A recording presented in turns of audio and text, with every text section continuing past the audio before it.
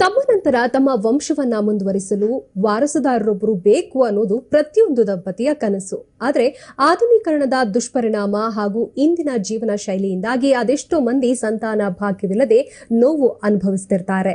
ಕಂಡ ದೇವರಿಗೆ ಹರಕೆ ಹೊತ್ತು ಒಂದು ಮುದ್ದಾದ ಮಗುವನ್ನ ಹೆತ್ತು ಸುಖ ಜೀವನ ನಡೆಸಲು ಹವಣಿಸ್ತಾ ಇರ್ತಾರೆ. ಪ್ರಸ್ತುತ ವೈದ್ಯಕೀಯ ಜಗತ್ತಿನಲ್ಲಿ ಇಂತಹ ಸಮಸ್ಯೆಗಳಿಗೆ ಸೂಕ್ತ ಪರಿಹಾರಗಳಿದ್ದರೂ ಇದಕ್ಕೆ ಸಂಬಂಧಿಸಿದ ಮಾಹಿತಿ ವಿಚಾರಗಳ ಕೊರತೆ ಇದೆ. ಬಂಜೆತನದಿಂದ ಕೀಳರಿಮೆಗೆ ಒಳಗಾಗಿ ಖಿನ್ನರಾಗುವ ಜನರು ಒಂದೆಡೆಯಾದರೆ ಐವಿಎಫ್ ನಂತಹ ಪರಿಣಾಮಕಾರಿ ಚಿಕಿತ್ಸೆ ಬಗ್ಗೆ ತಿಳಿದಿದ್ರೂ ಕೂಡ ಪದೇ ಪದೇ ಚಿಕಿತ್ಸೆ ವಿಫಲವಾಗ್ತಾ ಇರೋದಕ್ಕೆ ಕಾರಣ ತಿಳಿಯದೆ ಒದ್ದಾಡ್ತಿರ್ತಾರೆ. ಇನ್ನು ಋತುಚಕ್ರ ಸಮಸ್ಯೆ ಕೂಡ ಹಲವರನ್ನ ಬೆಂಬಿಡದೆ ಕಾಡ್ತಾ ಇರುತ್ತೆ. ಆದ್ರೆ ಚಿಂತೆ ಪಡುವ ಅವಶ್ಯಕತೆ ಇಲ್ಲ. ಆ ಎಲ್ಲಾ ಸಮಸ್ಯೆಗಳಿಗೆ ಖಂಡಿತ ಸೂಕ್ತ ಪರಿಹಾರವಿದೆ. ಈ ಬಗ್ಗೆ ತಿಳಿಸಿಕೊಡೋಕೆ ಗರ್ಭಗುಡಿ ಐವಿಎಫ್ ಸೆಂಟರ್ನ ಮೆಡಿಕಲ್ ಡೈರೆಕ್ಟರ್ ಡಾಕ್ಟರ್ ಆಶಾ ಎಸ್ ವಿಜಯ್ ಹಾಗೂ ಫರ್ಟಿಲಿಟಿ ಸ್ಪೆಷಲಿಸ್ಟ್ ಡಾಕ್ಟರ್ ಚಿನ್ಮಯಿ ಚರ್ಚೆಯಲ್ಲಿ ಭಾಗಿಯಾಗಿದ್ದಾರೆ. ಬನ್ನಿ ಕಾರ್ಯಕ್ರಮಕ್ಕೆ ಸ್ವಾಗತಿಸೋಣ. ಡಾಕ್ಟರ್ ಆಶಾ ಹಾಗೂ ಡಾಕ್ಟರ್ ಚಿನ್ಮಯಿ, ಕಾರ್ಯಕ್ರಮಕ್ಕೆ ಸ್ವಾಗತ ನಿಮಗೆ. ಡಾಕ್ಟರ್ ಆಶಾ, ಮೊದಲನೇದಾಗಿ ನಾವಿವತ್ತು ಐವಿಎಫ್ ಹಾಗೆ ಡಿಸ್ಮೆನೋರಿಯಾ ಬಗ್ಗೆ ಮಾತನಾಡ್ತಾ ಇದ್ವಿ, ಚರ್ಚೆ ಮಾಡ್ತಾ ಇದ್ವಿ. ಪ್ರಪ್ರಥಮವಾಗಿ ಐವಿಎಫ್ ಅಂದ್ರೆ ಏನು, ಹಾಗೆ ಇದರ ಟ್ರೀಟ್ಮೆಂಟ್ ಬಗ್ಗೆ ತಿಳಿಸ್ಕೊಡಿ. ತುಂಬ ಜನ ಮದುವೆ ಆದ ದಂಪತಿಗಳು ತುಂಬ ಹೋಪ್ಸಿಂದ ಅವರು ಮಗು ಆಗುತ್ತೆ ಅಂತ ತುಂಬ ಡ್ರೀಮ್ಸ್ ಇಟ್ಕೊಂಡು ಮುಂದುವರಿಸ್ತಾರೆ ಅವ್ರ ಲೈಫ್ನ, marital life, sexual life. But ಅವ್ರಿಗೆ 6 ತಿಂಗಳಾದರೂ 9 ತಿಂಗಳಾದರೂ 12 ತಿಂಗಳಾದ್ರೂ ಅವ್ರಿಗೆ ರಿಸಲ್ಟ್ಸ್ ಬರ್ತಿರಲ್ಲ. ಸೋಷಿಯಲ್ ಪ್ರೆಷರ್ ತುಂಬ ಜಾಸ್ತಿ ಆಗ್ತಿರತ್ತೆ. ಗುಡ್ ನ್ಯೂಸ್ ಅಂತ ದಿನ ಕೇಳ್ತಿರ್ತಾರೆ. ಆದರೆ ಇವ್ರಿಗೆ ಒಳಗಡೆನೆ ತುಂಬ ಖಿನ್ನತೆ ಎಲ್ಲ ಸ್ಟಾರ್ಟ್ ಆಗುತ್ತೆ. ಅಕಸ್ಮಾತ್ ಅವರು 12 ತಿಂಗಳಾದ್ರೂ ಅವ್ರ ರಿಸಲ್ಟೇ ಸಿಕ್ಕಲಿಲ್ಲ ಅಂದರೆ ನೋಡೋದಕ್ಕೆ ತುಂಬ ಫಿಸಿಕಲಿ ನಾರ್ಮಲ್ ಇದ್ರೂ ಕೂಡ ಫರ್ಟಿಲಿಟಿ ಸ್ಪೆಷಲಿಸ್ಟ್ ಹತ್ರ ಹೋಗಿ ಚೆಕ್ ಮಾಡಿಸ್ಕೋಬೇಕು. ಅದಕ್ಕೆ ನಾವು ಇನ್ಫರ್ಟಿಲಿಟಿ ಅಂತ ಹೇಳ್ತೀವಿ, ಮಕ್ಕಳಿಲ್ಲದಿರುವುದಕ್ಕೆ, ಅಥವಾ ಬಂಜೆತನ ಅಂತ ಹೇಳ್ತೀವಿ. ಅಕಸ್ಮಾತ್ ಅವ್ರ ಗರ್ಭನಾಳದಲ್ಲಿ 2 ಗರ್ಭನಾಳ ಬ್ಲಾಕ್ ಆಗೋಗಿದೆ, ಪ್ರೀವಿಯಸ್ ಏನೋ ಇನ್ಫೆಕ್ಷನ್ ಆಗಿ, ಅಥವಾ ಹಸ್ಬೆಂಡ್ ಸೆಮೆನ್ ಅನಾಲಿಸಿಸ್ ಅಲ್ಲಿ ತುಂಬ ಕೊರತೆಗಳಿದೆ, ಕೌಂಟ್ ಕಮ್ಮಿ, ಮೊಟಿಲಿಟಿ ಕಮ್ಮಿ, ತುಂಬ ಮಾರ್ಫಾಲಜಿ ಅಂತ ಹೇಳ್ತೀವಿ, ಆಕಾರ ವಿಕಾರಗಳದೆಲ್ಲ ತುಂಬ ಕೊರತೆ ಇದೆ. ಅಂಥವ್ರಿಗೆ ನೋಡೋದಕ್ಕೆ ತುಂಬಾ ದೃಢಕಾಯವಾಗಿ ತುಂಬಾ ಚೆನ್ನಾಗಿರ್ತಾರೆ, ಹೆಲ್ತಿ ಇರ್ತಾರೆ. ಬಟ್ ಸೆಮೆನ್ ಅನಾಲಿಸಿಸ್ ಅಲ್ಲಿ ಸಿವಿಯರ್ ಪ್ರಾಬ್ಲಮ್ ಇರುತ್ತೆ, ಗರ್ಭನಾಳದಲ್ಲಿ ಬ್ಲಾಕ್ ಆಗೋಗಿರುತ್ತೆ. ಅಂಥವ್ರು ನ್ಯಾಚುರಲ್ ಆಗಿ ಕನ್ಸ್ಯೂಮ್ ಮಾಡೋದಕ್ಕೆ ಆಗದೇ ಇಲ್ಲ. ಅಂಥವ್ರಿಗೆ ನಾವು IVF ಆಪ್ಷನ್ ಕೊಡ್ತೀವಿ. IVF ಅಂದ್ರೆ ತುಂಬಾ ಏನೋ ಕೆಮಿಕಲಿ ಏನೇನೋ ಹಾಕ್ಬಿಟ್ಟು ಮಗು ಎಲ್ಲ ತುಂಬಾ ವಿಕಾರತೆ ಬರುತ್ತೆ, ಅಂಗವಿಕಲತೆ ಬರುತ್ತೆ ಅಂತ ತುಂಬಾ ತಪ್ಪು ಕಲ್ಪನೆಗಳಿದೆ. ಆ ತರ ಅಲ್ಲ. ಗರ್ಭನಾಳದಲ್ಲಿ ನ್ಯಾಚುರಲ್ ಆಗಿ ಏನಾಗ್ತಿತ್ತು ಅದು ಲ್ಯಾಬಲ್ ಆಗತ್ತೆ ಅಷ್ಟೇ. ಆಮೇಲೆ ಭ್ರೂಣನ ಡೈರೆಕ್ಟ್ ಆಗಿ ಗರ್ಭಕೋಶಕ್ಕೆ ಟ್ರಾನ್ಸ್ಫರ್ ಮಾಡೋದ್ರಿಂದ 9 ತಿಂಗಳು ಅವ್ರ ಗರ್ಭದಲ್ಲೇ ಬೆಳೆದು ನಾರ್ಮಲ್ ಆಗಿ ಡೆಲಿವರಿ ಆಗತ್ತೆ, ಅಷ್ಟೇ ಡಿಫ್ರೆನ್ಸ್. ಓಕೆ, ಸರಿ ಡಾಕ್ಟರ್. ಇನ್ನು ಡಾಕ್ಟರ್ ಚಿನ್ಮಯಿ, ಈ ಡಿಸ್ಮೆನೋರಿಯಾ ಅಂದ್ರೆ ಏನು, ಋತುಚಕ್ರ ಸಮಸ್ಯೆ ಬಗ್ಗೆ ಹೇಳೋದಾದ್ರೆ? ಡಿಸ್ಮೆನೋರಿಯಾ ಅಂದರೆ ಪೀರಿಯಡ್ ಟೈಮಲ್ಲಿ ಪೇಯ್ನ್ ಬರೋದು. ಅದು ಸಹಜವಾಗಿ ಪ್ರತಿಯೊಂದು ಮಹಿಳೆ ಕೂಡ ಅದನ್ನು ಎಕ್ಸ್ಪೀರಿಯನ್ಸ್ ಮಾಡಿರ್ತಾರೆ ಅವರ ಜೀವನದಲ್ಲಿ. ಸೊ ಅದರಲ್ಲಿ ಕೆಲವು ಸತಿ ನಾರ್ಮಲ್ ಇರುತ್ತೆ, ಕೆಲವು ಸತಿ ಅಬ್ನಾರ್ಮಲ್ ಅಂತಲೂ ಹೇಳಬಹುದು. ಎಲ್ಲ ಪೇಯ್ನು ನಾವು ಅಬ್ನಾರ್ಮಲ್, ತೊಂದರೆ ಇದೆ, ಅವರು ತಕ್ಷಣ ಬಂದು ಡಾಕ್ಟರ್ನ ಕಾಣಬೇಕು ಅಂತ ಏನೂ ಇಲ್ಲ. ಸೊ ಅದರಲ್ಲಿ 2 ಥರ ನಾವು ನೋಡ್ತೀವಿ. ಒಂದು ಪ್ರೈಮರಿ ಡಿಸ್ಮೆನೋರಿಯಾ ಅಂತ ಕರಿತೀವಿ, ಇನ್ನೊಂದು ಸೆಕೆಂಡ್ರಿ ಡಿಸ್ಮೆನೋರಿಯಾ ಅಂತ ಕರಿತೀವಿ. ಈ ಪ್ರೈಮರಿ ಡಿಸ್ಮೆನೋರಿಯಾ ಅನ್ನೋದು ಯೂಶಲಿ ಈ ಥರ ಟೀನ್ಸ್ ಏನಿರ್ತಾರೆ, ಲೇಟ್ ಟೀನ್ಸ್ ಮತ್ತು ಅರ್ಲಿ 20s ಅಂಥವರಲ್ಲಿ ಬರುತ್ತೆ. ಇದು ಒಂದು ನಾರ್ಮಲ್ ಫಿನಾಮಿನನ್. ಅದು ಅದರಲ್ಲಿ ಏನು ಅಬ್ನಾರ್ಮಲ್ ಅಂತ ಹೇಳಕ್ಕಾಗತ್ತಿಲ್ಲ. ಅದು ಯಾವ ರೀತಿ ಇರುತ್ತೆ ಅಂದರೆ, ಅವರಿಗೆ ಪೀರಿಯಡ್ ಶುರುವಾಗ ದಿನದಿಂದ ಪೀರಿಯಡ್ ನೋವು ಇರುತ್ತೆ. ಆ ನೋವು ಬರೀ ಕೆಲವು ಗಂಟೆಗಳ ಕಾಲ ಅಥವಾ ಮೇ ಬಿ 1 ದಿನದ ತನಕ ಇರುತ್ತೆ, ತನ್ನಷ್ಟಕ್ಕೆ ಕಮ್ಮಿ ಆಗುತ್ತೆ, ಅಥವಾ ಕೆಲವು ಸಿಂಪಲ್ ಮೆಡಿಕೇಶನ್ಸ್ ಅಲ್ಲಿ ಅವ್ರಿಗೆ ಕಮ್ಮಿ ಆಗುತ್ತೆ. ಮತ್ತೆ ಮೋಸ್ಟ್ ಇಂಪಾರ್ಟೆಂಟ್ ಏನಂದ್ರೆ ಅವರು ದೈನಂದಿನ ಆಕ್ಟಿವಿಟೀಸ್ನ ಅದು ಅಫೆಕ್ಟ್ ಮಾಡ್ತಾ ಇರೋದಿಲ್ಲ. ಅದೇ ಸೆಕೆಂಡ್ರಿ ಡಿಸ್ಮೆನೋರಿಯಾ ಅಂತ ಏನಿರುತ್ತೆ ಅದು ಯೂಶಲಿ 25-30 ಇಯರ್ಸು ಆ ಏಜ್ ಗ್ರೂಪ್ನಲ್ಲಿ ಕಾಣುವಂಥ ನೋವು, ಪೀರಿಯಡ್ ಟೈಮಲ್ಲಿ ನೋವು. ಅವ್ರಿಗೆ ಅದು ಸಹಜವಾಗಿ ಪೇಯ್ನು ಪೀರಿಯಡ್ ಶುರುವಾಗೋ 2-3 ದಿನ ಮುಂಚೆನೇ ಶುರುವಾಗುತ್ತೆ. ಸೊ ಈ ಥರ ನೋವಿರೋ ಪೇಷಂಟ್ಸ್ ನಮಗೆ ಬಂದು ಹೇಳ್ತಾರೆ, ಪೀರಿಯಡ್ ಬರೋದೇ ನಮಗೆ ಗೊತ್ತಾಗುತ್ತೆ, 2-3 ದಿನದ ಮುಂಚೆನೇ ನನಗೆ ನೋವು ಶುರುವಾಗುತ್ತೆ, ಇನ್ನೇನು ನನಗೆ ಬರುತ್ತೆ ಅನ್ನೋದು ನನಗೆ ತಿಳಿದು ಬರುತ್ತೆ ಅಂತ. ಆ ನೋವು ಸ್ವಲ್ಪ ಹೆಚ್ಚಿನ ಪ್ರಮಾಣದ ನೋವು ಇರುತ್ತೆ, ಅವ್ರ ದೈನಂದಿನ ಆಕ್ಟಿವಿಟೀಸ್ನ ಅಫೆಕ್ಟ್ ಮಾಡುತ್ತೆ. ಮತ್ತು ಪೀರಿಯಡ್ ಶುರು ಆದಮೇಲೂ ಆ ನೋವು ಕಂಟಿನ್ಯೂ ಆಗುತ್ತೆ. ಕೆಲವರಿಗೆ ಪೀರಿಯಡ್ ಮುಗಿದ್ಮೇಲೆ ನಿಲ್ಬೋದು, ಕೆಲವರಿಗೆ ಥ್ರೂ ಔಟ್ ದ ಪೀರಿಯಡ್ ಪೂರ್ತಿ ಆ 2-3 ದಿನಗಳ ಸಹ ಅವರಿಗೆ ನೋವು ಅನುಭವಿಸ್ತಿರ್ತಾರೆ. ಅದ್ರ ಜೊತೆಗೆ ಅವ್ರ ದೈನಂದಿನ ಆಕ್ಟಿವಿಟೀಸ್ ಅವ್ರಿಗೆ ಮಾಡೋಕ್ಕಾಗೋದಿಲ್ಲ. ವರ್ಕ್ ಹೋಗೋರಿಗೆ ಅವತ್ತಿನ ದಿನ ರಜಾ ತಗೋಬೇಕು ಅನ್ನಿಸ್ತಾ ಇರುತ್ತೆ, ಅಥವಾ ಕೆಲವ್ರಿಗೆ ಇಡೀ ದಿನ ಮಲ್ಕೋಬೇಕು ಅನ್ಸುತ್ತೆ. ಮತ್ತೆ ಸಿಂಪಲ್ ಮೆಡಿಕೇಶನ್ಸ್ ಅಲ್ಲಿ ಅದು ಕಮ್ಮಿ ಆಗ್ತಾ ಇರೋದಿಲ್ಲ. ಸೊ ಆ ತರ ತೊಂದರೆ ಇರೋರಲ್ಲಿ, ಈ ರೀತಿ ಪೇನ್ ಇರೋರಲ್ಲಿ ಒಂದು ಅಂಡರ್ಲೈನ್ ಕಾಸ್ ಅಂತ ಇರುತ್ತೆ. ಸೊ ಅದನ್ನ ನಾವು ಕಂಡಿಡ್ಕೋಬೇಕಾಗತ್ತೆ. ಯಾವ ರೀತಿ, ಯಾಕೆ ಈ ತರ ನೋವು ಬರ್ತಾ ಇದೆ, ಬೇರೆ ಏನು ಅಬ್ನಾರ್ಮ್ಯಾಲಿಟಿ ಇದೆ ಅವರಲ್ಲಿ ಇದೆ ಅಂತ ನೋಡ್ಕೊಳ್ಬೇಕಾಗತ್ತೆ. ಸರಿ ಡಾಕ್ಟರ್ ಆಶಾ, ಇನ್ನು ಕೆಲವು ಮಹಿಳೆಯರಿಗೆ ಈ ಪೀರಿಯಡ್ಸ್ ಲೇಟ್ ಆಗಿ ಆಗುವಂಥದ್ದು ಇರುತ್ತೆ, ಕರೆಕ್ಟ್ ಟೈಮ್ಗೆ ಆಗಲ್ಲ, ಆ ಥರ ಎಲ್ಲ ವೇರಿಯೇಷನ್ಸ್ ಆಗುತ್ತೆ. ಇದಕ್ಕೆ ಕಾರಣ ಏನು, ಯಾವ ಸಂದರ್ಭದಲ್ಲಿ ಡಾಕ್ಟರ್ನ ಕನ್ಸಲ್ಟ್ ಮಾಡಬೇಕು ಅಂತ ಪ್ರಾಬ್ಲಮ್ ಆದಾಗ ಅಂತ? 26 ಇಂದ 32 ಡೇಸ್ ಅಲ್ಲಿ ಅವ್ರ ಪೀರಿಯಡ್ಸ್ ಇದ್ರೆ ಅದ್ normal. Okay 30 days on the dot ಬರ್ಬೇಕು ಅಂತ ಏನಿಲ್ಲ, ಅದು ತಪ್ಪು ಕಲ್ಪನೆ.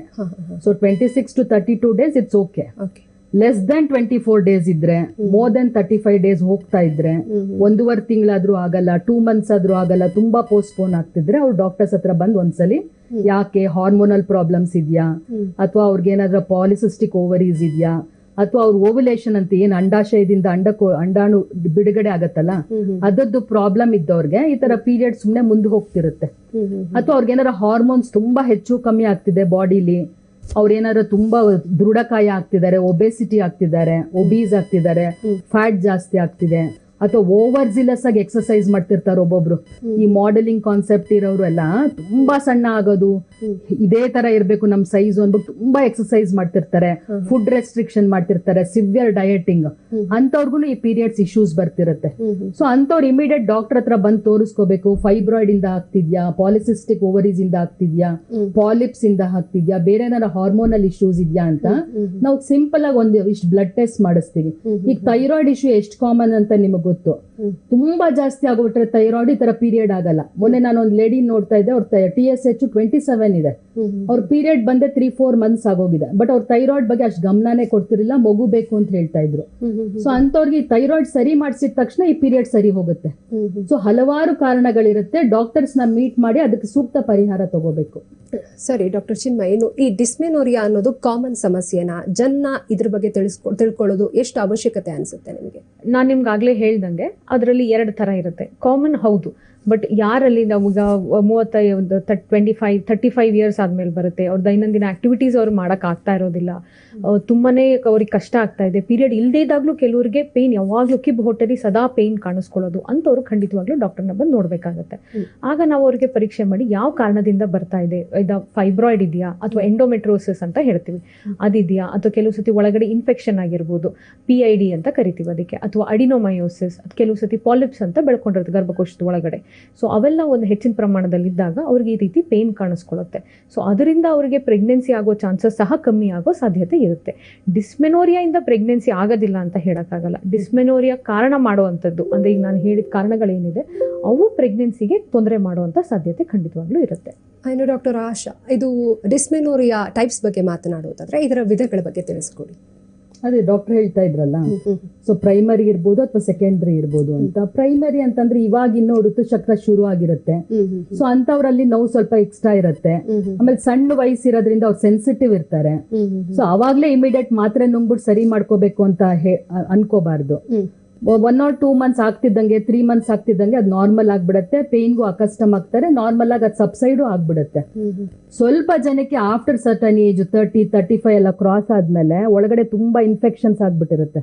PID ಅಂತ ಏನ್ ಡಾಕ್ಟರ್ ಹೇಳ್ತಾ ಇದ್ರು, ಅದು ಒಂದಕ್ಕೊಂದು ಅಂಟ್ಕೊಂಡ್ಬಿಟ್ಟಿರುತ್ತೆ, ಗರ್ಭನಾಳ, ಗರ್ಭಕೋಶ, ಅಂಡಕೋಶ ಎಲ್ಲಾನು. ಎಂಡೋಮೆಟ್ರಿಯೋಸಿಸ್ ಅಂದ್ರೆ ಹೇಗೆ ಆಚೆ ಕಡೆ ಬ್ಲೀಡಿಂಗ್ ಕಾಣತ್ತೋ ಹಾಗೆ ಸ್ವಲ್ಪ ಲೇಡೀಸ್ಗೆ ಒಳಗಡೆನೂ ಬ್ಲೀಡಿಂಗ್ ಆಗ್ಬಿಡುತ್ತೆ. ಅದು ಅಲ್ಲಿ ರಕ್ತ ಹೆಪ್ ಕಟ್ಟತ್ತೆ, ಅದನ್ನ ನಾವು ಎಂಡೋಮೆಟ್ರಿಯೋಸಿಸ್ ಅಂತ ಹೇಳ್ತೀವಿ. ಒಂದು ಹುಡುಗಿನ ಲಾಸ್ಟ್ ಟೈಮ್ ನೆಕ್ಸ್ಟ್ ಡೇ ಅವಳಿಗೆ ಯಾವುದೋ ಒಂದು ಲಾ ಓದ್ತಾ ಇದ್ಲು, ಒಂದು ಪರೀಕ್ಷೆ ಇದೆ, ಒಂದು ಇಂಪಾರ್ಟೆಂಟ್. ರಾತ್ರಿ ಆಲ್ಮೋಸ್ಟ್ ಶಾಕ್ ಆಗಿ ಹೊಟ್ಟೆ ನೋವಿಂದ ಬಿದ್ದೋಗಿದ್ದಾಳೆ. ತಂದೆ ತಾಯಿಗೆ ಇದು ಗೊತ್ತಿತ್ತು ಅವಳಿಗೆ ಎವ್ರಿ ಮಂತ್ ಪೇನ್ ಬರುತ್ತೆ ಅಂತ, ಬಟ್ ಇಷ್ಟು ಪ್ರಮಾಣದ ಪ್ರಾಬಬಲಿ ಬಿಕಾಸ್ ಆಫ್ ಸ್ಟ್ರೆಸ್ ಇರ್ಬೋದು, ಅದು ಆಡ್ ಆಗಿರ್ಬೋದು. ಇಮಿಡಿಯೇಟ್ ಆಗಿ ಹಾಸ್ಪಿಟಲ್ ಕರ್ಕೊಂಡ್ಬಂದ್ರು. ಅವಾಗ ಎಮರ್ಜೆನ್ಸಿ ಸ್ಕ್ಯಾನ್ ಮಾಡಿ ನೋಡಿದಾಗ ಅಂಡಕೋಶದಲ್ಲಿ 2 ಅಂಡಕೋಶದಲ್ಲೂ ದೊಡ್ಡ ರಕ್ತ ಹೆಪ್ ಕಟ್ಕೊಂಡಿರೋ ಸಿಸ್ಟ್ಗಳಿತ್ತು. ಸೊ ಇಮಿಡಿಯೇಟ್ ಆಗಿ ಅವಳಿಗೆ ಪೇನ್ ರಿಲೀಫ್ಗೆ ಇಂಜೆಕ್ಷನ್ಸ್ ಎಲ್ಲ ಕೊಟ್ಟು ಎಕ್ಸಾಮ್ ಮುಗಿಸ್ಕೊಂಡ್ ಬಂದ್ಮೇಲೆ ಅವಳಿಗೆ ಸರ್ಜರಿ ಮಾಡಿಬಿಟ್ಟು ಆ ಸಿಸ್ಟ್ ಎಲ್ಲ ಡ್ರೈನ್ ಮಾಡಿ ಅವಳು ಕ್ಲಿಯರ್ ಮಾಡಿದೆ. ಈಗ ಆರಾಮಾಗಿ ಮದ್ವೆ ಆಗಿದ್ದಾಳೆ, ಮಕ್ಕಳಿದ್ದಾರೆ. ಸೊ ಅದೇ ತರ ಎಂಡೋಮೆಟ್ರಿಯೋಸಿಸ್ ಅಂತ ಒಂದು ಕಂಡೀಷನ್ ಇದೆ. ತುಂಬಾ ಜನ ಲೇಡೀಸ್ ಇದನ್ನ ಇಗ್ನೋರ್ ಮಾಡ್ತಾರೆ, ಮನೇಲೆ ಕಷಾಯ ಮಾಡ್ಕೊಳ್ಳೋದು ಅಥವಾ ಮನೆ ಮದ್ದು ಮಾಡ್ಕೊಳ್ಳೋದು, ಸಿಂಪಲ್ ಅವರೇ ಪೇನ್ ಕಿಲ್ಲರ್ ನುಂಗ್ಬಿಡೋದು, ಹಂಗ್ ಮಾಡಬಾರ್ದು. ಒಂದ್ ಸ್ಕ್ಯಾನ್ ಮಾಡಿಸ್ಲೇಬೇಕು. ಏನು ತೊಂದರೆ ಇಲ್ಲ ಅಂದ್ರೆ ನಾವೇ ಹೇಳ್ತೀವಿ ನಿಮ್ಗೆ ಏನು ಬೇಕಿಲ್ಲ ಅಂತ. ಪ್ರಾಬ್ಲಮ್ ಇದ್ದವ್ರಿಗೆ ಫೈಬ್ರಾಯ್ಡ್ ತೆಗೆದ್ರೆ, ಎಂಡೋಮೆಟ್ರಿಯೋಸಿಸ್ ಡೀಲ್ ಮಾಡಿದ್ರೆ ಇಡೀ ಲೈಫ್ ಆರಾಮಾಗಿರ್ಬೋದು ಅವರು. ಸರಿ ಡಾಕ್ಟರ್, ಇನ್ನು ಡಾಕ್ಟರ್ ಚಿನ್ಮಯ್, ಪ್ರೈಮರಿ ಡಿಸ್ಮೆನೋರಿಯಾ ಬಗ್ಗೆ ಮಾತನಾಡ್ತಿದ್ವಿ. ಹಾಗಾದ್ರೆ ಇದು ಉಂಟಾಗೋಕ್ಕೆ ಇದಕ್ಕೆ ಕಾರಣ ಏನು ಅಂತ? ಬಾಡಿಲಿ ನಾವು ಪ್ರತಿ ಸೈಕಲ್ ಈಗ ಓವ್ಯುಲೇಷನ್ ಬರುತ್ತೆ. ಓವ್ಯುಲೇಷನ್ ಅಂದ್ರೆ ಕೆಲವು ಕೆಮಿಕಲ್ಸ್ ಪ್ರಾಸ್ಟಾಗ್ಲಾಂಡಿನ್ಸ್ ಅಂತ ರಿಲೀಸ್ ಆಗುತ್ತೆ. ಸೊ ಆ ಪ್ರಾಸ್ಟಾಗ್ಲಾಂಡಿನ್ಸ್ ಪೀರಿಯಡ್ ಟೈಮಲ್ಲಿ ನಿಮ್ಗೆ ಎಂಡೋಮೆಟ್ರಿಯಂ ಅನ್ನೋದು ಗರ್ಭಕೋಶದ ಒಳಭಾಗದ ಲೈನಿಂಗು. ಸೊ ಪ್ರತಿ ಸಲ ಪೀರಿಯಡ್ ಬಂದ್ಮೇಲೆ ಆ ಲೈನಿಂಗ್ ಬೆಳೆಯುತ್ತೆ. ಪ್ರೆಗ್ನೆನ್ಸಿ ಆಗಲಿಲ್ಲ ಅಂದ್ರೆ ಪೀರಿಯಡ್ ಬ್ಲೀಡಿಂಗ್ ರೀತಿಲಿ ಹೊರಗಡೆ ಬರುತ್ತೆ. ಸೊ ಅದನ್ನ ಹೊರಗಡೆ ಬರೋದಕ್ಕೆ ಪುಷ್ ಮಾಡೋದಕ್ಕೆ ಈ ಪ್ರಾಸ್ಟಾಗ್ಲಾಂಡಿನ್ಸ್ ಗರ್ಭಕೋಶನ ಕಾಂಟ್ರಾಕ್ಷನ್ ಮಾಡಿ ಪುಷ್ ಮಾಡುತ್ತೆ ಹೊರಗಡೆ. ಸೊ ಆ ಟೈಮಲ್ಲಿ ಕೆಲವರಿಗೆ ಅದು ನೋವು ಬರೋದು ಸಹಜ. ಕೆಲವರಲ್ಲಿ ಈಗ ಯಂಗ್ ಗರ್ಲ್ಸ್ ಏನಿರ್ತಾರೆ ತುಂಬಾ ಸೆನ್ಸಿಟಿವ್ ಇರ್ತಾರೆ, ಅಥವಾ ಯಾರು ತುಂಬಾ ಸ್ಟ್ರೆಸ್ಫುಲ್ ಲೈಫ್ ಸ್ಟೈಲ್ ಲೀಡ್ ಮಾಡ್ತಿರ್ತಾರೆ, ಅಂಥವರಲ್ಲಿ ಸೆನ್ಸಿಟಿವ್ನೆಸ್ ಜಾಸ್ತಿ ಆಗಿ ತುಂಬಾ ಪೇನ್ ಇದೆ ಅಂತ ಅವ್ರಿಗೆ ಅನ್ಸುತ್ತೆ. ನಾವು ಅವ್ರಿಗೆ ಒಂದು ಸೈಕಲಾಜಿಕಲ್ ಕೌನ್ಸಿಲಿಂಗ್ ಮಾಡಿ ಸ್ಕ್ಯಾನ್ ಮಾಡಿ ಬೇರೆ ಯಾವುದು ತೊಂದರೆಗಳಿಲ್ಲ ಈ ನೋವು ಕಾಸ್ ಮಾಡೋದಕ್ಕೆ ಅಂತ ಬೇರೆ ಎಲ್ಲಾ ತೊಂದರೆನೂ ರೂಲ್ ಔಟ್ ಮಾಡ್ಕೊಂಡಾಗ ಬೇರೆ ತೊಂದರೆ ಇಲ್ಲ ಅಂದಾಗ ಒಂದು ಕೌನ್ಸಿಲಿಂಗ್ ಮಾಡಿ ಇದು ಸಹಜವಾದದ್ದು, ಇದನ್ನ ನೀವು ತುಂಬಾನೇ ಸ್ಟ್ರೆಸ್ ತಗೊಳ್ಳೋ ಅವಶ್ಯಕತೆ ಇರೋದಿಲ್ಲ, ಸಿಂಪಲ್ ಮೆಡಿಕೇಶನ್ಸ್ ಅಲ್ಲಿ ಪೇನ್ ಕಿಲ್ಲರ್ಸ್ ಇಂದ ಇದನ್ನ ಸರಿಪಡಿಸ್ಕೋಬಹುದು. ಮತ್ತೆ ಕೆಲವು ಯೋಗ ಮಾಡೋದು, ಮೆಡಿಟೇಷನ್ ಮಾಡೋದು, ಪೀರಿಯಡ್ ಟೈಮಲ್ಲಿ ಸ್ವಲ್ಪ ರೆಸ್ಟ್ ತಗೊಳ್ಳೋದು, ಈ ರೀತಿ ಮಾಡಿದಾಗ ಅವ್ರಿಗೆ ಅದ್ರದ್ದು ಪ್ರಮಾಣ ಹೆಚ್ಚಿದಾಗೆ ಕಾಣಿಸ್ಕೊಳ್ಳೋದಿಲ್ಲ. ಸರಿ ಡಾಕ್ಟರ್, ಈ ಬಗ್ಗೆ ನಿಮ್ಮ ಜೊತೆ ಮತ್ತಷ್ಟು ಮಾತಾಡ್ತೀನಿ. ನಿಮ್ಮ ಡಾಕ್ಟರ್ ಮುಂದುವರಿಯುತ್ತೆ ಪುಟ್ಟದೊಂದು ಬ್ರೇಕ್ನ ನಂತರ. ನಿಮ್ಮ ಡಾಕ್ಟರ್ಗೆ ಮತ್ತೆ ಸ್ವಾಗತ. ಇನ್ನು ಡಾಕ್ಟರ್ ಆಶಾ, ಇನ್ಫರ್ಟಿಲಿಟಿ ಸಮಸ್ಯೆ ಇರೋರು ಟ್ರೀಟ್ಮೆಂಟ್ ಮಾಡ್ಕೋಬೇಕಂದ್ರೆ ಈ ಟ್ರೀಟ್ಮೆಂಟ್ ತುಂಬಾ ದುಬಾರಿ ಆಗಿರುತ್ತೆ ಅಂತ ಅನ್ಕೊಂಡು ತುಂಬಾ ಜನ ಹಿಂದೆ ಸರಿತಾರೆ. ಹಾಗಾದ್ರೆ ಇದರಲ್ಲಿ ಏನಾದ್ರೂ ಆಫರ್ಸ್, ಏನಾದ್ರೂ ಸುಲಭವಾಗುವಂಥದ್ದು ಏನಾದ್ರೂ ಇದೆಯಾ ಅಂತ? ಹೌದು, ನಾನು ತುಂಬಾ ಜನ ನೋಡ್ತಿರೋದೇನಂದ್ರೆ ಅವ್ರಿಗೊಂದು ತಪ್ಪು ಕಲ್ಪನೆ. ನಾವು ಮಕ್ಳಿಲ್ಲ ಅಂತ ಹೋಗಿದ ತಕ್ಷಣ ತುಂಬಾ ದುಬಾರಿ ಟ್ರೀಟ್ಮೆಂಟ್ಸ್ ಹೇಳ್ಬಿಡ್ತಾರೆ, ಸರ್ಜರಿ ಮಾಡ್ಬಿಡ್ತಾರೆ, ಆಪರೇಷನ್ಸ್, ಇಂಜೆಕ್ಷನ್ಸ್ ತುಂಬಾ ಕಾಸ್ಟ್ಲಿ, ಏನೇನೋ ಮನ್ಸಲ್ಲಿ ಇಟ್ಕೊಂಡಿರ್ತಾರೆ. ಸೊ ಈ ತಪ್ಪು ಕಲ್ಪನೆಗಳನ್ನೆಲ್ಲ ದೂರ ಮಾಡ್ಬೇಕು ಅಂತಾನೆ ನಾವ್ ಎಷ್ಟೊಂದು ಕ್ಯಾಂಪ್ಸ್, ಪ್ರೋಗ್ರಾಮ್ಸ್ ಎಲ್ಲ ಮಾಡ್ತಿರ್ತೀವಿ. ಸೊ ಈ ಕಪಲ್ಸ್ಗೆ ಏನಂತಂದ್ರೆ ಹೇಳೋದು ಫಸ್ಟ್, ನಿಮ್ಗೆ ಎಲ್ಲಾ ತರನು ದುಬಾರಿ ಟ್ರೀಟ್ಮೆಂಟ್ ಆಗ್ಬೇಕು ಅಂತ ಏನಿಲ್ಲ. ಸೊ ನಿಮ್ಗೆ ಲೋನ್ಸ್ ಕೂಡ ಫೆಸಿಲಿಟೀಸ್ ಹಾಸ್ಪಿಟಲ್ಸ್ ಅಲ್ಲಿ ಇರುತ್ತೆ, ಅದು ಇಂಟ್ರೆಸ್ಟ್ ಫ್ರೀ ಲೋನ್ಸ್ ಕೂಡ ಸಿಗುತ್ತೆ ಅವ್ರಿಗೆ. ಸೊ ಅವ್ರು EMI ಈಸಿಯಾಗಿ ಕಟ್ಕೊಂಡು ಅದನ್ನ ಮಾಡ್ಕೋಬಹುದು. ಆಮೇಲೆ ಇವಾಗ ನಾವು ಲಾಸ್ಟ್ 3 months ಇಂದ ತುಂಬಾ ಪರಿಪೂರ್ಣ ಅಂತ ಒಂದು ಇಂಪಾರ್ಟೆಂಟ್ ಪ್ರಾಜೆಕ್ಟ್ ಕೂಡ ಮಾಡ್ತಾ ಇದೀವಿ. ಈ ತರ ಹೆಲ್ಪ್ ಮಾಡ್ಬೇಕು ಚೈಲ್ಡ್ಲೆಸ್ ಕಪಲ್ಸ್ಗೆ ಅಂತ. ಈ ಪರಿಪೂರ್ಣದಲ್ಲಿ 30% to 50% ನಾವು ಡಿಸ್ಕೌಂಟ್ಸ್ ಮೂಲಕನೂ ಅವ್ರಿಗೆ ಅವ್ರ ಮನೇಲಿ ಒಂದು ಮಗು ಆಗ್ಬೇಕು ಅಂತ ಅವ್ರಿಗೆ ಟ್ರೀಟ್ಮೆಂಟ್ಸ್ ಕೊಡ್ತಾ ಇದೀವಿ. ತುಂಬಾ ಜನ ಬಂದು ಅದ್ರ ಉಪಯೋಗ ಪಡ್ಕೊಳ್ತಾ ಇದ್ದಾರೆ.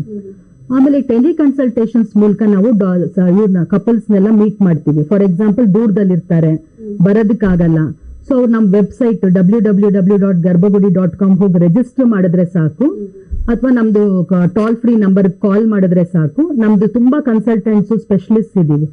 ಸೊ ಅವ್ರಿಗೆ ಟೆಲಿ ಕನ್ಸಲ್ಟೇಷನ್ ಮೂಲಕ ಅವ್ರಿಗೆ ಏನ್ ಪ್ರಾಬ್ಲಮ್ ಆಗಿದೆ, ಅವ್ರ ನೆಕ್ಸ್ಟ್ ಸ್ಟೆಪ್ ಏನು, ಅವ್ರ ರಿಪೋರ್ಟ್ಸ್ ಅಲ್ಲಿ ಏನಾರ ತೊಂದರೆ ಇದೆಯಾ, ಅವ್ರು ಇಲ್ಲಿ ಬರ್ಬೇಕಾ ಅಥವಾ ಮನೇಲೆ ಅವ್ರಿಗೆ ಮಗು ಆಗತ್ತಾ, ಈ ತರ ಎಲ್ಲ ಅವ್ರಿಗೆ ಜ್ಞಾನ ಕೊಡೋದ್ರಿಂದ ಅವ್ರಿಗೆ ಹೆಲ್ಪ್ ಆಗುತ್ತೆ.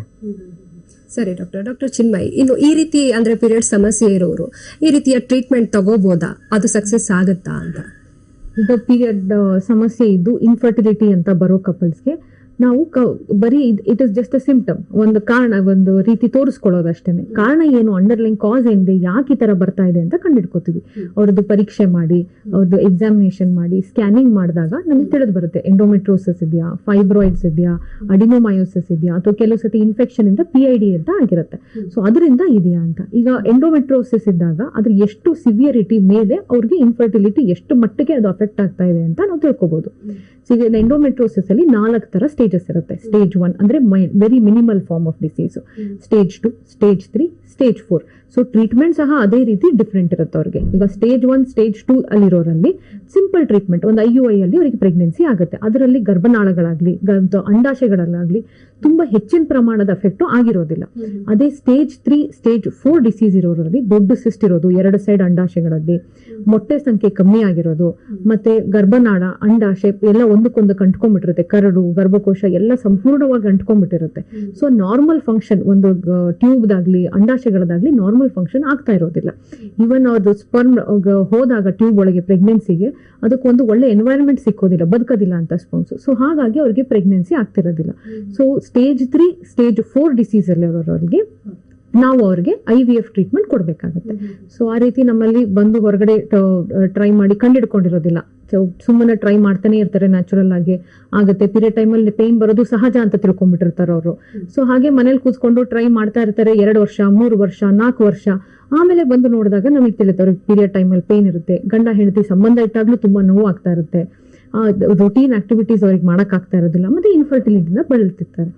ನಾವು ಅವಾಗ ಅವ್ರಿಗೆ ಅದನ್ನ ಕಂಡಿಡ್ದು ಅದನ್ನ ಸರಿಪಡಿಸಿ IVF ಮಾಡಿ ಅವ್ರಿಗೆ ಪ್ರೆಗ್ನೆನ್ಸಿ ಖಂಡಿತವಾಗ್ಲೂ ಮಾಡಬಹುದು. ಸರಿ ಡಾಕ್ಟರ್ ಆಶಾ, ಇನ್ನು ಈ IVF ಟ್ರೀಟ್ಮೆಂಟ್ ತಗೋಬೇಕಾದ್ರೆ ಏನಾದ್ರೂ ರೆಸ್ಟ್ರಿಕ್ಷನ್ ಇದೆಯಾ? ಅಂದ್ರೆ ಈ ಸ್ಮೋಕಿಂಗ್ ಮಾಡೋರು, ಡ್ರಿಂಕ್ಸ್ ಮಾಡೋರು ಇರ್ತಾರೆ, ಹಾಗೆ ಮೆಡಿಕೇಶನ್ ಅಲ್ಲಿರೋರು ಈ ರೀತಿಯ ಟ್ರೀಟ್ಮೆಂಟ್ ತಗೋಬಹುದಾ ಹೇಗೆ ಅಂತ?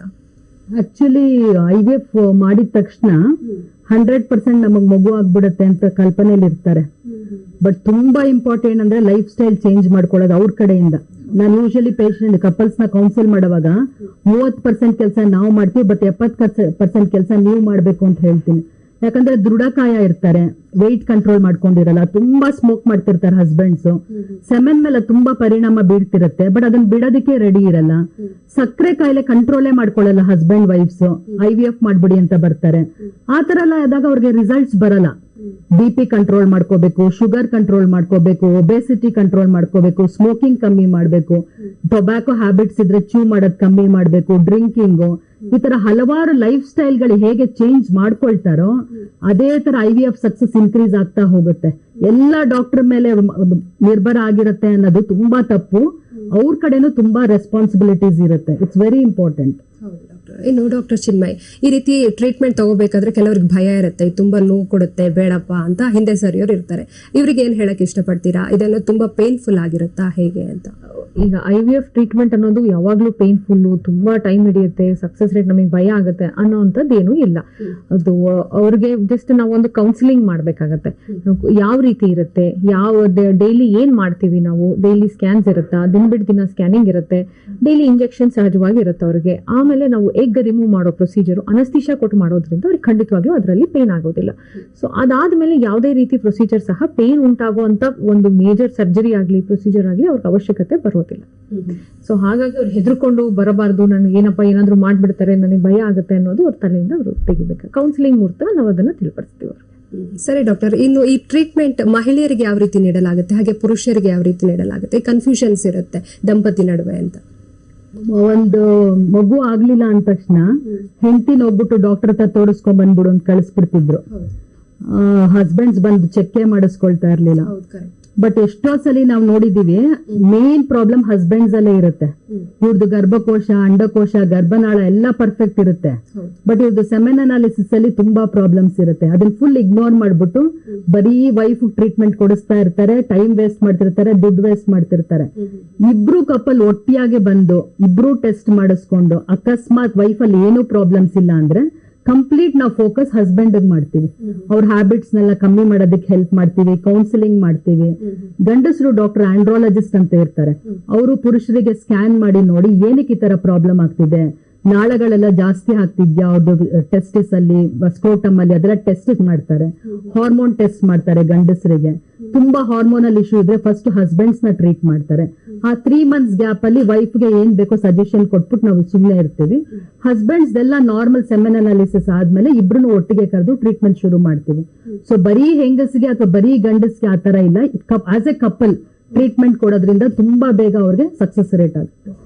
ಸರಿ ಡಾಕ್ಟರ್ ಚಿನ್ಮಯ್, ಇನ್ನು ಈ ನಾರ್ಮಲ್ ಆಗಿ ಕೆಲವರಿಗೆ ಫಸ್ಟ್ ಬೇಬಿ ನಾರ್ಮಲ್ ಆಗಿ ಆಗುತ್ತೆ, ಆದ್ರೆ ಸೆಕೆಂಡ್ ಬೇಬಿ ಬೇಕು ಅಂದ್ರೂ ಆಗಲ್ಲ. ಸೊ ಇಂಥವ್ರು ಈ ರೀತಿಯ ಟ್ರೀಟ್ಮೆಂಟ್ ತಗೋಬಹುದಾ ಹೇಗೆ ಅಂತ? ಖಂಡಿತವಾಗ್ಲು ಈಗ ಸೆಕೆಂಡ್ ಬೇಬಿಗೆ ಟ್ರೈ ಮಾಡ್ತಿರ್ತಾರೆ, ಆಗ್ತಾ ಇರೋದಿಲ್ಲ. ಅವ್ರು ನಮ್ಮಲ್ಲಿ ಬಂದಾಗ ನಾವು ಪರೀಕ್ಷೆ ಮಾಡಿ ನೋಡ್ತೀವಿ ಏನ್ ಕಾರಣ. ಈಗ ಒಂದು ಪ್ರೆಗ್ನೆನ್ಸಿ ಆಗಬೇಕು ಅಂದ್ರೆ ನಾರ್ಮಲ್ ಅಂಡಾಶಯ ಇರಬೇಕು, ಗರ್ಭನಾಳಗಳು ನಾರ್ಮಲ್ ಆಗಿರ್ಬೇಕು, ಗರ್ಭಕೋಶ ಸರಿ ಇರಬೇಕು, ಮತ್ತೆ ಹಸ್ಬೆಂಡ್ ಅಲ್ಲೂ ಯಾವ ತೊಂದರೆನೂ ಇರಬಾರ್ದು. ಸೊ ಈ 4 ಹಂತದಲ್ಲೂ ಪರೀಕ್ಷೆಗಳನ್ನ ಮಾಡ್ಬೇಕಾಗತ್ತೆ. ಒಂದ್ ಸ್ಕ್ಯಾನಿಂಗ್ ಮಾಡಿದಾಗ ನಮ್ಗೆ ಅಂಡಾಶಯಲ್ಲಿ ಮೊಟ್ಟೆ ಸಂಖ್ಯೆ, ಈಗ ಅವ್ರಿಗೆ ತುಂಬಾ ಗ್ಯಾಪ್ ಕೊಟ್ಬಿಟ್ಟಿರ್ತಾರೆ, ಫಸ್ಟ್ ಮಗುಗೂ ಸೆಕೆಂಡ್ ಮಗು ಒಂದು 38 ವರ್ಷ ಆದ್ಮೇಲೆ ಬರ್ತಾರೆ ನನಗೆ ಸೆಕೆಂಡ್ ಮಗು ಬೇಕು ಅಂತ. ಸೊ ಅಂತವರಲ್ಲಿ ಮೊಟ್ಟೆ ಸಂಖ್ಯೆ ಕಮ್ಮಿ ಆಗ್ಬಿಟ್ಟಿರುತ್ತೆ. ಸೊ ಅವಾಗ ನ್ಯಾಚುರಲ್ ಪ್ರೆಗ್ನೆನ್ಸಿ ಆಗೋ ಸಾಧ್ಯತೆ ಕಮ್ಮಿ ಇರುತ್ತೆ, ಅವ್ರಿಗೆ IVF ಅವಶ್ಯಕತೆ ಬರುತ್ತೆ. ಅಥವಾ ಕೆಲವು ತುಂಬಾ ಇನ್ಫೆಕ್ಷನ್, ವರ್ಷಗಳಿಂದ ಇನ್ಫೆಕ್ಷನ್ ಹಾಗೆ ಇದ್ದು ಗರ್ಭಾಂಡ ಟ್ಯೂಬ್ಸ್ ಬ್ಲಾಕ್ ಆಗಿ ಪ್ರೆಗ್ನೆನ್ಸಿ ಆಗದೆ ಇರಬಹುದು. ಅಥವಾ ಒಳಗಡೆ ಗರ್ಭಕೋಶದ ಒಳಗಡೆ ಫೈಬ್ರಾಯ್ಡ್ಸ್ ಅಂತ ಏನಾದ್ರು ಬೆಳ್ಕೊಂಡಿದ್ರೆ ಅವಾಗ್ಲೂ ಪ್ರೆಗ್ನೆನ್ಸಿ ಆಗಲ್ಲ. ಅಥವಾ ಹಸ್ಬೆಂಡ್ ಅಲ್ಲಿ ತೊಂದರೆಗಳಿದ್ರೆ, ಅವ್ರಿಗೆ ಸೀಮೆನ್ ಪ್ರಾಬ್ಲಮ್ಸ್ ಬಂದಿದ್ರೆ, ಅವ್ರದ್ದು ಸ್ಟ್ರೆಸ್ ಇಂದ, ಸ್ಮೋಕಿಂಗ್ ಇಂದ, ಅವ್ರ ಲೈಫ್ ಸ್ಟೈಲ್ ಚೇಂಜಸ್ ಇಂದ ಬಂದಿರಬಹುದು. ಸೊ ಅಂತವರಲ್ಲೂ ಪ್ರೆಗ್ನೆನ್ಸಿ ಆಗೋದಿಲ್ಲ. ಸೊ ಎಲ್ಲ ಈ 4 ವಿಭಾಗದಲ್ಲೂ ನಾವು ಎಲ್ಲಿ ತೊಂದರೆ ಇದೆ ಅಂತ ಕಂಡಿಡ್ಕೊಂಡು ಅದನ್ನ ಸರಿಪಡಿಸ್ಕೊಂಡು ಅದಕ್ಕೆ ತಕ್ಕ ಟ್ರೀಟ್ಮೆಂಟ್ ಕೊಟ್ಟಾಗ ಖಂಡಿತವಾಗ್ಲೂ ಅವ್ರ ಪ್ರೆಗ್ನೆನ್ಸಿ ಪಡ್ಕೊಳ್ಬಹುದು. ಸರಿ ಡಾಕ್ಟರ್, ಇನ್ನು ಈ ರೀತಿ ಸಮಸ್ಯೆ ಇರೋರಿಗೆ ಯಾವ್ದಾದ್ರು ವೆಬ್ಸೈಟ್ ಅಲ್ಲಿ ಸಂಪರ್ಕಿಸಬಹುದಾ? ಕೊನೆಯದಾಗಿ ಇದ್ರ ಬಗ್ಗೆ ಜನಗೆ ಏನ್ ಹೇಳಕ್ ಇಷ್ಟಪಡ್ತೀರಾ? ತುಂಬಾ ಜನ ಏಜ್ ಮೀರಿದ್ಮೇಲೆ ನಮ್ಗೆ IVF ಮಾಡಿ ಅಂತ ಬರ್ತಾರೆ. ಸೊ ಅವರು ಕೆರಿಯರ್ ಬಗ್ಗೆ ಫೋಕಸ್ ಮಾಡಿರ್ತಾರೆ ಅಥವಾ ಅವ್ರಿಗೆ ಬೇರೆ ಏನೋ ಪ್ರಯಾರಿಟೀಸ್ ಇರುತ್ತೆ. ಅಂತವ್ರಿಗೆ ನಂದು ಒಂದು ಏನಂದ್ರೆ ಫಸ್ಟ್ ಅವ್ರು ಹಾರ್ಮೋನ್ ಟೆಸ್ಟ್ ಮಾಡ್ಕೊಂಡು ಅವ್ರ ಅಂಡಾಶಯ ಕರೆಕ್ಟ್ ಆಗಿ ವರ್ಕ್ ಮಾಡ್ತಿದ್ಯಾ ಅಂತ ತಿಳ್ಕೊಂಡ್ಬಿಡ್ಬೇಕು. ಒಂದು ಸಿಂಪಲ್ ಹಾರ್ಮೋನ್ AMH ಮಾಡಿಸ್ಕೊಂಡ್ರೆ ಅವ್ರಿಗೆ ಗೊತ್ತಾಗತ್ತೆ ನಾನು ಪೋಸ್ಟ್ಪೋನ್ ಮಾಡ್ಬೋದಾ ಅಥವಾ ಬೇಗ ಹೋಗ್ಬೇಕಾ ಡಾಕ್ಟರ್ ಹತ್ರ ಅಂತ. AMH ತುಂಬಾ ಲೋ ಇದ್ರೆ ಆದಷ್ಟು ಬೇಗ ಡಾಕ್ಟರ್ ಹತ್ರ ಅಪ್ರೋಚ್ ಮಾಡಿ ಅವ್ರು ಎಗ್ ಫ್ರೀಸ್ ಮಾಡಿಸ್ಬೋದು, ಆಮೇಲೆ ಅವ್ರು ಪ್ರೆಗ್ನೆಂಟ್ ಆಗ್ಬೋದು ಅವ್ರಿಗೆ ಟೈಮ್ ಸಿಕ್ಕಿದಾಗ. ಬಟ್ ಲೇಡೀಸ್ ತುಂಬಾ ಇಗ್ನೋರ್ ಮಾಡಬಾರ್ದು. ಮೆನ್ಸ್ಟ್ರಲ್ ಪೇನ್ ಇದ್ರೆ, ಇರ್ರೆಗ್ಯುಲರ್ ಸೈಕಲ್ಸ್ ಇದ್ರೆ ಅಥವಾ ಬೇರೆ ಏನಾರ ಋತುಚಕ್ರದ ಇಶ್ಯೂಸ್ ಇದ್ರೆ ಆದಷ್ಟು ಬೇಗ ಬಂದು ಡಾಕ್ಟರ್ ಹತ್ರ ಮೀಟ್ ಮಾಡಿದ್ರೆ ಅವ್ರಿಗೆ ಇನ್ಫರ್ಟಿಲಿಟಿ ಏನ್ ಕಾರಣ ಮತ್ತೆ ಅದಕ್ಕೆ ಸೂಕ್ತ ಸಲಹೆ ಕೂಡ ಈಸಿಯಾಗಿ ಸಿಗುತ್ತೆ. ಸರಿ ಡಾಕ್ಟರ್, IVF ಬಗ್ಗೆ ಹಾಗೆ ಋತುಚಕ್ರದ ಸಮಸ್ಯೆ ಬಗ್ಗೆ ಸಾಕಷ್ಟು ಮಾಹಿತಿಯನ್ನ ತಿಳಿಸ್ಕೊಟ್ರಿ. ಧನ್ಯವಾದಗಳು ನಿಮ್ಮಿಬ್ಬರಿಗೂ ಕೂಡ. ಇನ್ನು ವೀಕ್ಷಕರೇ, ನೀವು ಕೂಡ IVF ಹಾಗೂ ಋತುಚಕ್ರ ಸಮಸ್ಯೆ ಬಗ್ಗೆ ಡಾಕ್ಟರ್ನ ಸಂಪರ್ಕಿಸಬಹುದು. ಅಡ್ರೆಸ್ ಪ್ರಿಂಟ್ ನೋಟಿಸ್ ಮಾಡ್ಕೊಳ್ಳಿ. ಸಂಪರ್ಕಿಸಬೇಕಾದ ವಿಳಾಸ ಗರ್ಭಗುಡಿ IVF ಸೆಂಟರ್, ಹನುಮಂತನಗರ, ಕಲ್ಯಾಣ ನಗರ, ಜಯನಗರ, ಎಲೆಕ್ಟ್ರಾನಿಕ್ ಸಿಟಿ, ಮಾರತಹಳ್ಳಿ. ಇನ್ನು ದೂರವಾಣಿ ಸಂಖ್ಯೆ ನೋಟ್ ಮಾಡ್ಕೊಳ್ಳಿ 8880000909 ಅಥವಾ 8884183338 ಹಾಗೂ 9148499992.